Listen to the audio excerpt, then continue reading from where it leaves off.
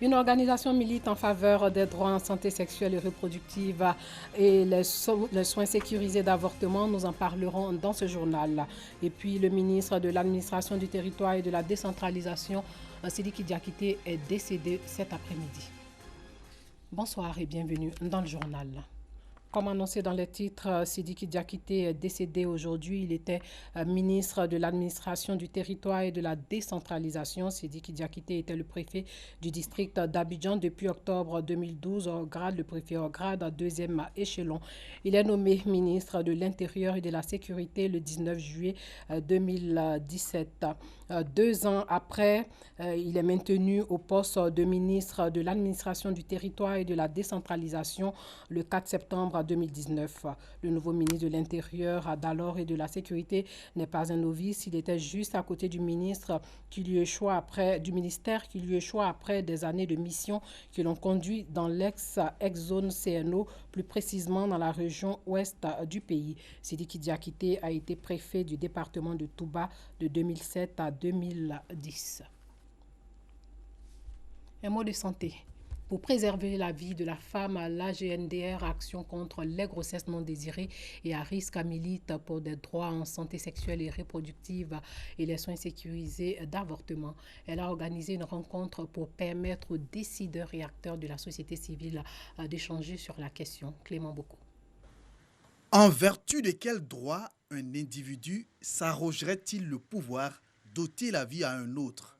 Parler du droit à l'avortement revient dans ce contexte à le dépénaliser, car selon la loi ivoirienne, l'avortement est un crime. Si la position de la Côte d'Ivoire, malgré la ratification du protocole de Maputo, est connue, de plus en plus de voix dans la société civile s'élèvent pour un plaidoyer en faveur du droit à l'avortement sécurisé afin de préserver des vies humaines. C'est le cas de l'ONG Action contre les grossesses non désirées et à risque, AGNDR. Selon la dernière enquête PMA 2020 réalisée courant 2018, 18% de la mortalité maternelle est liée aux avortements. Face à ce tableau peu reluisant, pour l'image de notre pays, l'AGNDR, à travers ce dialogue, entend créer un cadre de concertation constructif autour de la problématique des droits en santé sexuelle et reproductive. Pour atteindre ces objectifs, l'AGNDR et ses partenaires techniques et financiers convient les décideurs et les jeunes de la société civile autour de la question des droits en santé sexuelle et reproductive, y compris les soins sécurisés d'avortement. Occasion pour le secrétariat d'État chargé des droits de l'homme de rappeler les efforts consentis par l'État pour préserver la vie de la femme enceinte. L'action de l'État actuellement, c'est de permettre à toutes les femmes enceintes d'accoucher dans de meilleures conditions afin d'éviter la mortalité de la femme, la mortalité de l'enfant. C'est pourquoi l'État a pris en charge les accouchements en distribuant des kits d'accouchement. C'est pour ça que l'État prend en charge les soins des enfants et l'État ne permet l'avortement que lorsque la vie de la femme est menacée. Et on vient d'ajouter, quand la femme est victime de viol, elle peut demander l'avortement. Selon l'OMS, chaque année, 25 millions de femmes dans le monde pratiquent une interruption volontaire de grossesse. 47 000 perdent la vie et 3 millions souffrent de complications post-avortement.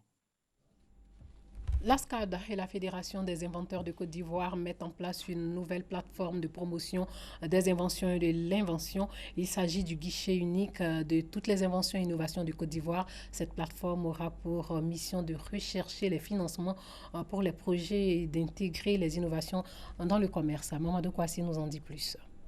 Désormais, une seule adresse de promotion des fruits des inventions ivoiriennes, l'Aginov, Agence de gestion des inventions et des innovations. Guichet unique de toutes les inventions et des innovations en Côte d'Ivoire, l'Aginov aura pour mission de rechercher le financement pour les projets, d'intégrer les innovations dans le commerce pour la satisfaction des besoins des populations ivoiriennes, tout en défendant les marques ivoiriennes à l'international. Elle est le fruit d'un partenariat entre l'Académie des sciences, des arts, des cultures d'Afrique et des diasporas africaines, ASCAD, et la Fédération des inventeurs de Côte d'Ivoire. Agent de gestion des inventions et innovations, qui va permettre de partir de ces produits nés de nos inventions pour en faire des arguments économiques puissants pour la Côte d'Ivoire, pour que la Côte d'Ivoire puisse tirer profit de son génie, pour que la Côte d'Ivoire puisse effectivement vivre de tous ces produits-là de génie que nous avons en Côte d'Ivoire. L'ASCAD se veut aussi le porte-voix de ses inventeurs ivoiriens, un appui pour renforcer le développement en Côte d'Ivoire. Pour parvenir au rang de puissance mondiale, la Côte d'Ivoire n'a donc pas d'autre voie, je dirais d'autre choix, que de parvenir au statut de pays d'innovation afin de convertir les nombreuses inventions en nouveautés qui changent véritablement la vie des citoyens. Le budget d'investissement de l'Aginov est de 8 milliards de francs CFA, dont 3 milliards attendus de l'État de Côte d'Ivoire. Il faut rappeler que la Côte d'Ivoire dispose à ce jour de 300 brevets d'invention et occupe en 2019 la 103e place mondiale au rang des pays d'invention dans le classement de l'Organisation mondiale de la propriété intellectuelle. Parlons autonomisation de la femme. L'UNAFESI et la GIZ volent au secours de 80 femmes handicapées.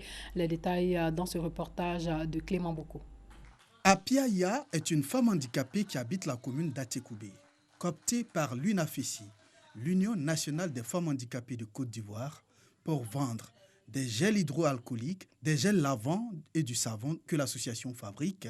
Elle les vend si bien qu'elle est retenue pour représenter la marque chez elle. Aujourd'hui, le produit est vendu à l'intérieur par les gens que j'ai approchés. Mais ma plus grande satisfaction serait d'avoir des gens qui viendront prendre ce produit et faire connaître parce que ça fait beaucoup de bien. Comme IA, ce sont au total 80 femmes qui sont retenues par l'UNAFESI pour être des revendeuses des produits que l'association fabrique avec le soutien de la coopération allemande GIZ. Notre corporation a été beaucoup affectée par la Covid-19 et la plupart des femmes qui sont le plus souvent dans l'informel ont presque perdu leur fonds de commerce. C'est ainsi qu'il nous est venu, puisque nous produisons de l'huile et du savon à base de noix de cajou, de pouvoir maintenant transformer cela en gel hydroalcoolique et gel main lavant, toujours de marque Ovation. Nous voulons inviter les collectivités, les responsables, les décideurs à pouvoir adhérer à l'idée d'acheter notre gel pour pouvoir assurer réellement l'autonomisation de ces femmes. La GIZ a acheté la matière première tout d'abord pour la production de ce gel. Puis après, il y avait un petit programme de formation pour les femmes pour justement accompagner la pérennisation de l'activité économique. Et puis, on est maintenant dans la phase de commercialisation du produit. Voilà. L'UNAFESI appelle au soutien de tous pour étendre le projet à d'autres femmes handicapées. 8 véhicules de type 4x4 ont été remis à 8 régions dans le cadre du projet d'appui au développement économique et écologique des territoires ruraux. Ces véhicules ont coûté 160 millions de francs CFA et vont permettre aux animateurs du projet de mener à bien leurs activités. Dangui. Des véhicules de type pick-up flambant neuf, au nombre de 8, ont été remis aux 8 régions concernées par le projet Écoterre, projet d'appui au développement économique, écologique des territoires ruraux. Cette remise de matériel roulant arrive à point nommé selon les bénéficiaires. Nous-mêmes, on prenait nos véhicules pour les différentes missions. Aujourd'hui, ce véhicule qui vient à point nommé, vraiment une bouffée d'oxygène. Le projet Écoterre couvre beaucoup de secteurs d'activité, notamment l'environnement, l'écologie et bien d'autres sur l'agriculture et tous les secteurs importants d'activité dans nos villages et dans nos régions. Donc ces véhicules serviront à mettre en œuvre ces différents projets. Les 8 véhicules d'une valeur totale de 160 millions de francs CFA ont été remis aux 8 régions concernées, notamment le Bafing, le Bunkani, le Oroba, afin de booster le projet Écoterre. Nous sommes ici pour remercier le contrat de désendettement et de développement, C2D, qui finance justement le projet Écoterre. Et c'est dans ce cadre que ces 8 véhicules sont remis à ces 8 régions bénéficiaires de ce projet. nous n'allons pas demander aux régions d'en faire bon usage, puisque les régions sont déjà conscientes de ce qu'elles doivent faire dans le cadre de ce projet. Le projet Écoterre, projet d'appui au développement économique et écologique des territoires ruraux, est une déclinaison du deuxième contrat de désendettement et de développement CEDD et concerne la mise en œuvre de la composante agriculture, développement rural et biodiversité. Un mot d'éducation, 103 kits scolaires d'une valeur totale de 2 millions de francs CFA ont été remis aux élèves de l'EPP Orly 2 de Daloa dans le Haut-Sassandra. Cet établissement d'excellence a eu 100% d'admis aux examens de fin d'année et ces kits scolaires ont été offerts par l'association composée d'anciens élèves et amis de Daloa qui veut faire de la promotion de l'excellence à Daloa son cheval de bataille. L'AEFAD, entendons l'amicale des élèves frères, amis et anciens de Daloa, créée depuis 2013, compte à ce jour plus de 500 membres actifs. Elle s'est donnée pour mission d'aider les parents démunis, mais également permettre une saine émulation entre les élèves et aussi entre les établissements eux-mêmes. Le week-end dernier, plus de 103 kits composés de cahiers, de livres, d'ardoises et bien d'autres effets scolaires ont été remis aux élèves de l'EPP Orly Extension, reconnu comme meilleur établissement primaire du chef-lieu de département de la région du Haut-Sassandra, avec un taux de réussite de 100% admis aux examens d'entrée en 6e, dont fait par l'AEFAD qui n'est pas à sa première édition. Pour le président de l'AEFAD, Adiafi Nzi-Eric, l'objectif pour ces anciens élèves est de permettre à tous les enfants d'aller à l'école, de promouvoir l'excellence et de porter assistance aux couches sociales défavorisées en mettant un point d'honneur sur la promotion de la jeunesse de la ville de Daloa. L'école a été choisie pour son excellence. Cette année, c'est l'école qui a eu plus d'admis au CP. Donc on a choisi parmi toutes les écoles, cette école-là pour venir faire le don. Parce que nous primons l'excellence, justement. Daloa nous a vu net, on a fait tous ici notre cursus scolaire. Et comme nous sommes arrivés à Abidjan, nous avons trouvé le moyen de nous mettre ensemble pour venir faire des dons à Daloa, pour venir rehausser l'image aussi de notre ville. Des enfants de Daloa qui reviennent pour aider à l'éducation de leurs jeunes frères. Cette activité est à féliciter et à encourager et nous voudrions encore leur dire merci pour cette initiative. Un acte de solidarité qui réjouit les bénéficiaires et les autorités administratives présentes, représentées respectivement par M. Aboa, représentant le préfet de région, et M. Enza Silla, représentant le maire. Cette belle cérémonie s'est terminée dans une ambiance bonne enfance, dans l'optique de satisfaire d'autres élèves dans d'autres établissements les années à venir.